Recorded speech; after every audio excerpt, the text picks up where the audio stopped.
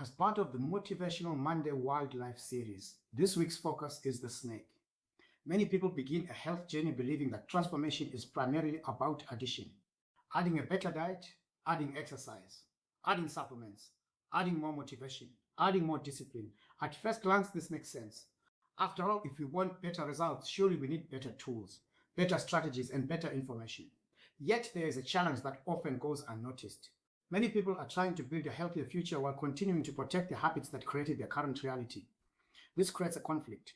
On one hand, they want more energy, better health, improved fitness, lower blood sugar levels, less excess weight. On the other hand, there are behaviors, routines, and beliefs that remain unchanged. The future they want is moving in one direction. The habits they are protecting are pulling in another. This is where the snake offers an interesting perspective. One of the most recognizable aspects of a snake is its ability to shed its skin. The old skin is not necessarily bad. In fact, it served a purpose. It provided protection. It supported the snake during a particular stage of growth. However, there comes a point where keeping that skin becomes restrictive.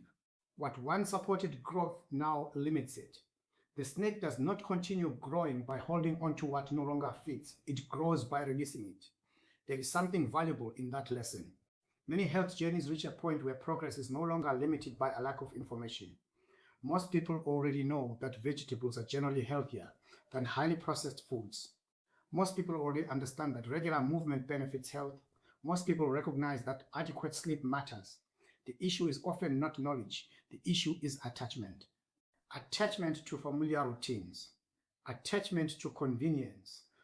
Attachment to habits that provide short-term comfort but create long-term consequences.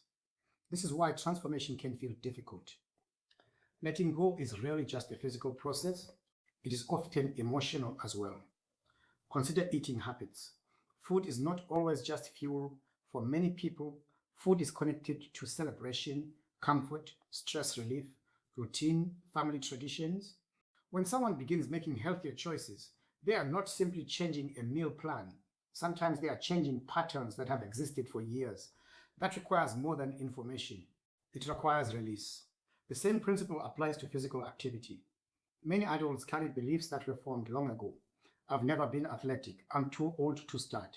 My metabolism is broken. This is just how my body is. These beliefs can become part of a person's identity. The challenge is that identities influence behavior. If someone believes change is impossible, their actions often reflect that belief.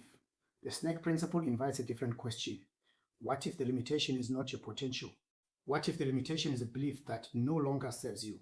Just as the snake shed skin that has become restrictive, there may be thoughts, assumptions, and stories that also need to be released. This becomes particularly important in midlife. Many people over 40 begin noticing changes in energy, recovery, body composition, and metabolism.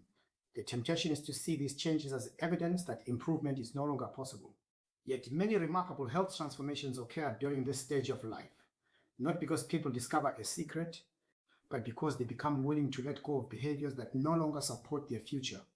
Late night snacking, sedentary routines, excessive alcohol consumption, poor sleep habits, negative self-talk. The list will be different for each person. The principle remains the same.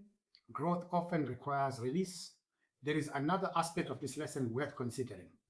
Letting go is not about punishment. The snake does not shed its skin because the skin is bad. It sheds it because growth requires space. That distinction matters. Health transformation should not be approached with shame. The goal is not to criticize the past. The goal is to create room for the future. Many habits developed for understandable reasons. They may have provided comfort during difficult periods. They may have helped someone cope with stress. They may have fit a previous season of life. The question is not whether those habits once served a purpose. The question is whether they still serve the future you want to create.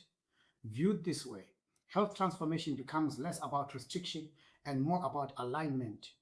Every choice either moves us closer to the future we want or keeps us attached to the past we are trying to outgrow.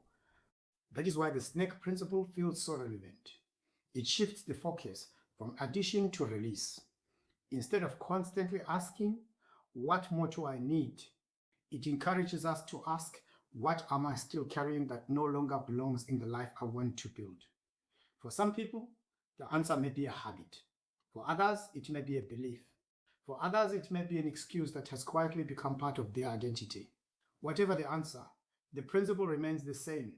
The snake grows because it releases what no longer fits. Health transformation often follows a similar path. Not everything that got you here is meant to go with you where you're going. And perhaps that leads us to the most important lesson of all. You cannot expect a new body while protecting old habits. The snake principle is simple. Growth requires letting go,